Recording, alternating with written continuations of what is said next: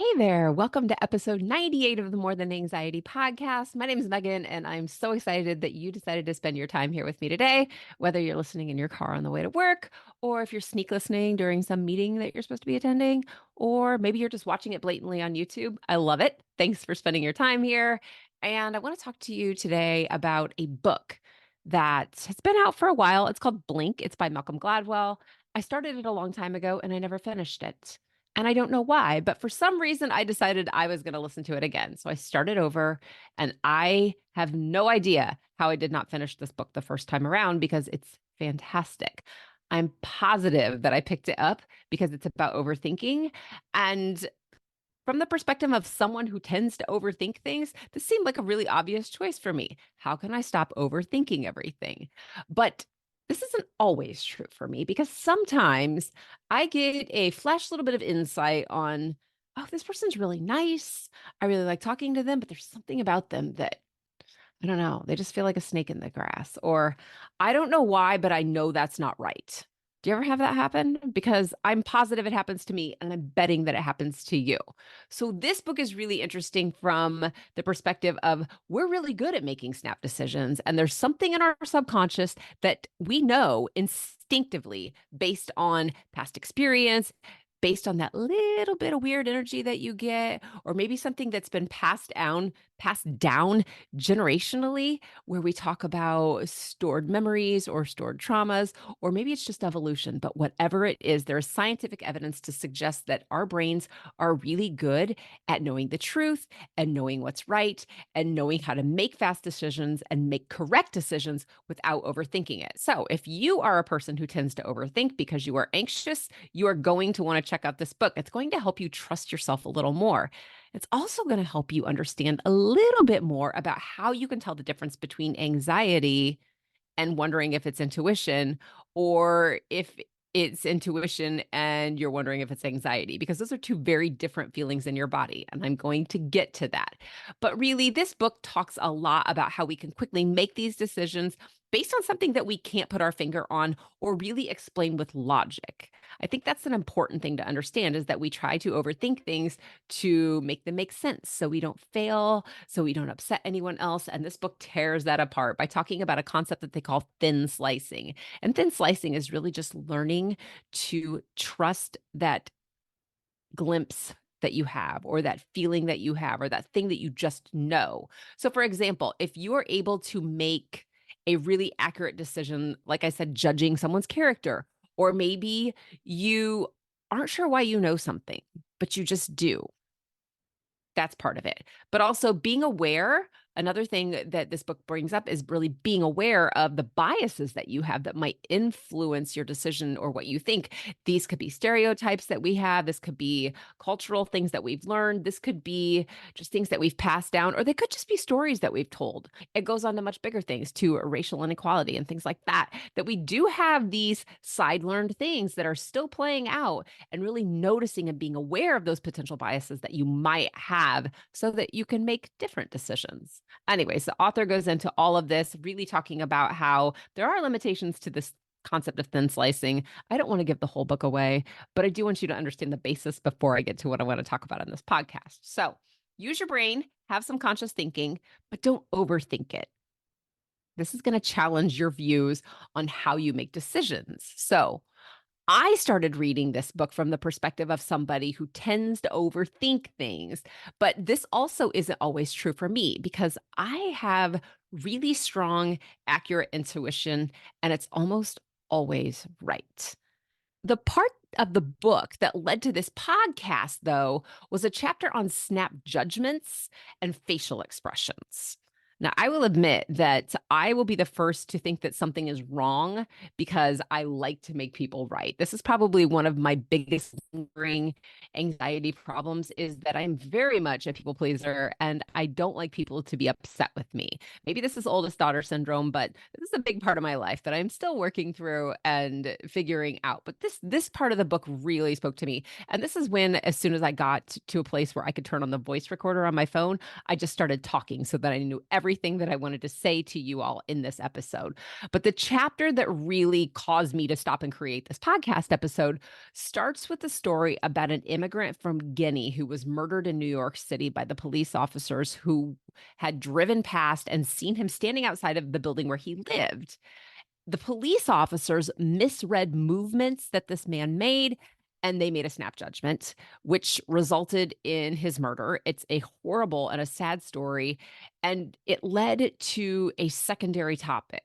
And the secondary topic, outside of this horribly sad story about this man, was about how they could have misread the cues that this man had given from standing in the alley and as he had made the movements to try to pull out his wallet that was, when fear settled in and the police looked at him and thought he had a gun, and really all he had was his wallet, and all of the different conversations that were happening and what was playing out, and how the clues that this man had been given on his face or by his body movements and like the way his body was standing, how if they would have been interpreted correctly, the man would still be alive. So the theory is that the physical act of making a facial expression, so the facial expressions that this man was making, were giving the clues that the officers needed to be able to read. Now, if you know someone who is autistic, then you might know that people who are autistic really cannot read facial expressions. They can't read the emotions from people's face. That part of their brain doesn't interpret those really tiny muscles that move in people's faces that we can pick up on. They don't pick up on those clues. But if you're not autistic, there is a theory, and the theory is that the physical act of actually making a facial expression during the study after the murder of this man, when they did all of these studies on people who make expressions, people who scowl, people who are always smiling, those people, how those facial expressions can trigger a corresponding emotion. Now, to be sure, we know that when we're happy, we smile and laugh. And when we're mad, we scowl. And when we're scared, we might make a scared face. But we have these expressions based on our emotion. But what they found when doing the research after the fact was that making the expression on its own without something happening to cause you to feel happy or sad or scared or anything else actually can produce the emotion and the feeling inside of your body. This is my pull over and start the phone moment, because I thought, what? Little backstory on this.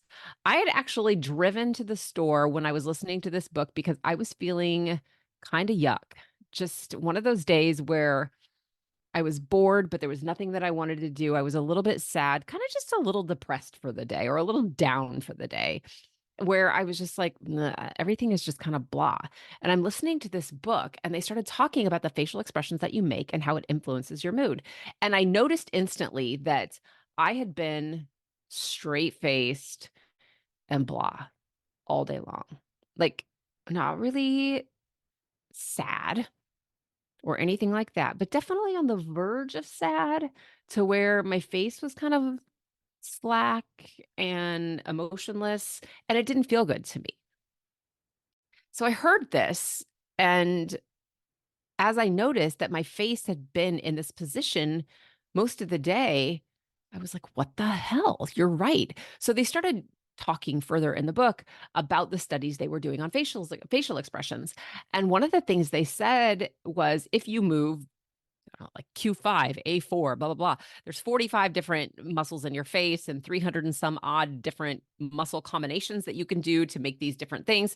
And they noticed that these two researchers had been doing these muscle motions, like bring down the corners of your eyebrows and bring this other piece here and here. So I started trying to do it while I was driving, and I noticed that, like, that's mad. And I don't know what Q5, A4, or whatever the combination was, but I knew that when they said bring your eyebrows down and do this, it was mad. And they said making that face alone will increase your heart rate by 10 to 12 beats per minute. I'm not kidding you. As soon as I made the face, I was like, I can feel it and I know the emotion. And this goes back to something that I learned when I was getting my coaching certifications, that I have practiced so often with myself, but also with people who I've coached, to talk about body posture and your emotions and growing your confidence, because I work primarily with women who are high achieving. They're going after their goals, whether they are big corporate work goals or they have goals for, how they want to feel when they are balancing being a working mom and like growing their career. All of these different people who are doing these incredible things. And one of the things that I ask them every time is, how are you feeling? How would you rather feel? And you might notice that on those days when you're feeling low, check yourself. Because I noticed, like I told you in the car, that I was slack and I was doing this. So, because there are these studies, and these studies are still ongoing, nothing is 100% lock solid ever. But I think it's really worth paying attention to, because if you are always noticing that you have a low mood, I want you to check your posture. If you're always noticing that you're anxious, I want you to check your face. I want you to check what you are doing with your body, because there is power in your posture. So let's talk about body language. One of the things that I learned when I was getting my teaching certification, because I was a teacher for a long time before I was a coach, is that if you want to know if a kid's paying attention to you, look which direction their knees are pointing in their chair. Because if you have a kid whose knees are going to the side and you're standing on the other side, wherever their knees are pointing, that's where their attention is directed. If you wonder if someone is paying attention to you, look where their body is positioned and if they're turning the head to look at you. Because if most of their body is pointing towards someone else, they're just waiting for you to shut up so they can get back to what they were doing. That is true when you're a teacher. I'll be like, turn your knees and point them at me. You can tell. That's body language. You can also tell by little smirks and little things that people do on their face. You can tell if people are doing this, or if you have somebody who has their phone, and let's say that you're talking to them and they're like, uh-huh, uh-huh, uh-huh, and they're always on their phone, that's going to tell you exactly where their attention lies. It's not with you. So when we talk about body language and how we can read body language, this is something that we do subconsciously. We're not saying, I see that your arms are swinging as you walk, or I see that your knees are pointed to the left, but I'm on the right. You're not saying that. You just happen to notice it. So there's research on this mind-body connection, and I've talked about this over and over and over about how your emotions are stored in your muscles and the connection between your body influencing what your mind thinks. When you feel anxious inside your body, when you notice how much the adrenaline and the cortisol has increased your heart rate and made your hands feel shaky, and that your brain is cloudy and you feel like you're going to throw up and have diarrhea, your brain will start coming up with all kinds of stories to explain that feeling. But the same is true, apparently, for those little teeny tiny muscles in your face. So let's talk about posture. We have two different kinds of postures that you might notice yourself doing.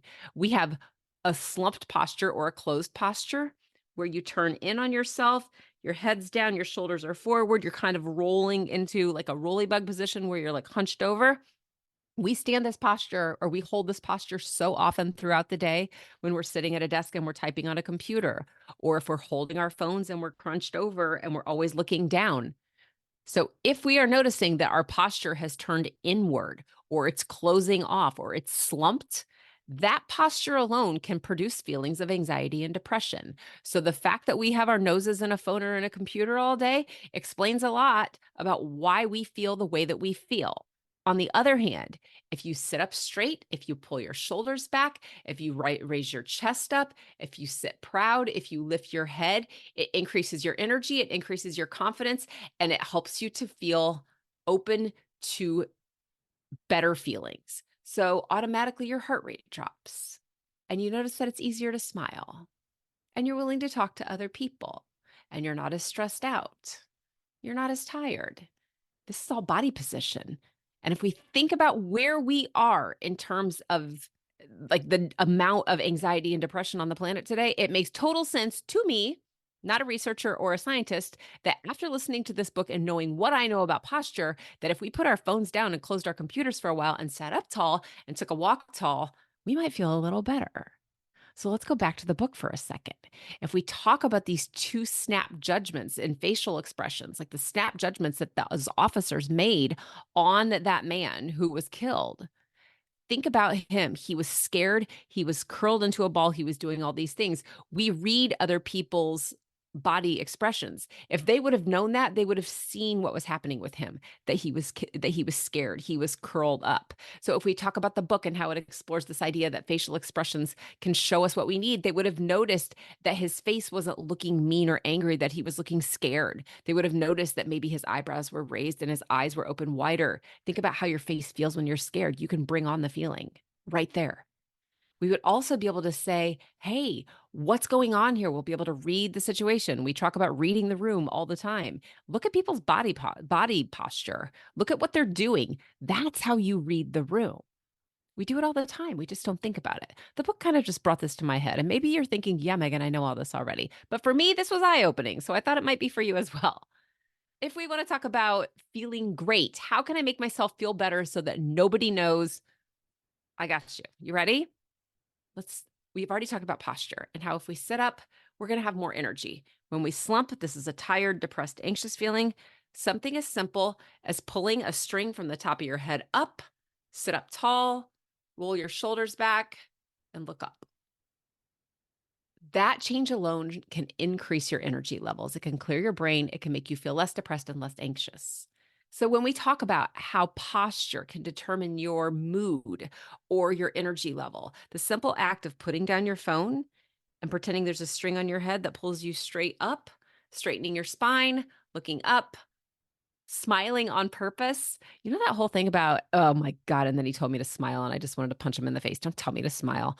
I'm going to tell you right now, you need to smile on purpose, even when you don't feel like it. Not because I'm telling you to fake it and be fake and try and make someone else happy, because the simple act of smiling has memories and good feelings attached to it in the muscles in your cheeks and inside your nervous system. So when you smile on purpose and you go from this to this, your mood instantly lifts and you have more energy. You can think more clearly. You've got more creativity. You're ready to talk to other people and things change. But you have to get out of your chair. You have to stand up. You have to be willing to do these things to do this.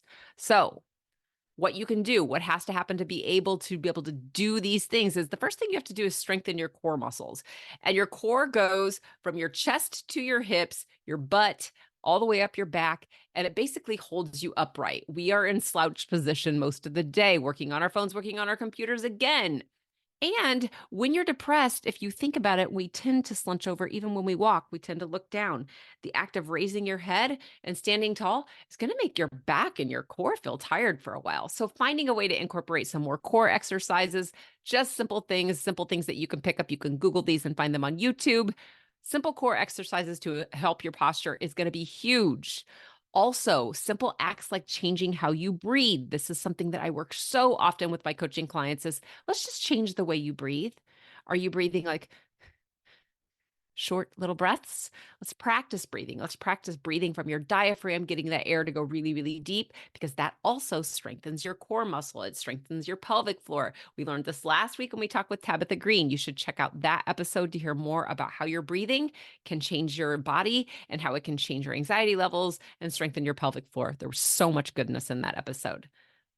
Another thing you want to do is if you are feeling intimidated before you go into a meeting, or you're feeling less than or small and you're overthinking, let's talk about a power pose. A power pose is something as simple as standing there and increasing your body size. Pretend like you're trying to scare something away. You know how bears will do this like thing? An expansive body posture, which means making yourself bigger, standing taller, pulling your shoulders apart, like flexing your arms automatically increases your confidence and your energy.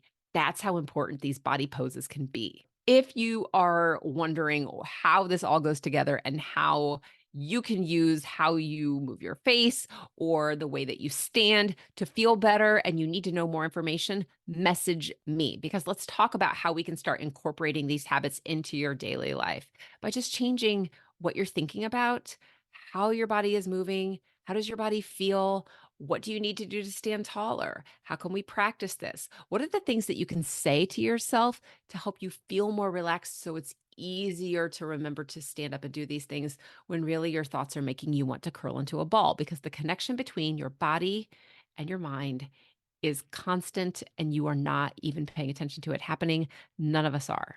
We're just learning about how strong that connection is. And every single day I learn something new that I just want to scream like on a loudspeaker that just gets piped into everyone's home. Hey, are you standing up? Do you know what I just heard today? Here's what you need to do. I've got some encouragement for you. This is what coaching is about. It's me helping you get what you want by you finding what works for you, by you finding the thoughts that are keeping you stuck and the habits that are keeping stuck, and then finding the habits that you want to do to make your life better and to help you achieve your goals. It is so simple to talk with me about how I can help you. All you have to do is reach out via Messenger. You can go on Facebook. I'm Coach Megan DeVito on there, Instagram, Threads, Coach Megan DeVito on all those places. And I'm Megan DeVito on LinkedIn. And of course, if you're watching this on YouTube, just leave me a comment and I will get back with you. I hope this was as interesting for you as it was for me. Check out the book Blink by Malcolm Gladwell. I loved it. I thought it was a great read, and I would love to hear what you think as well. So if I don't talk to you before on a consultation call, I will be back again next week. Take care.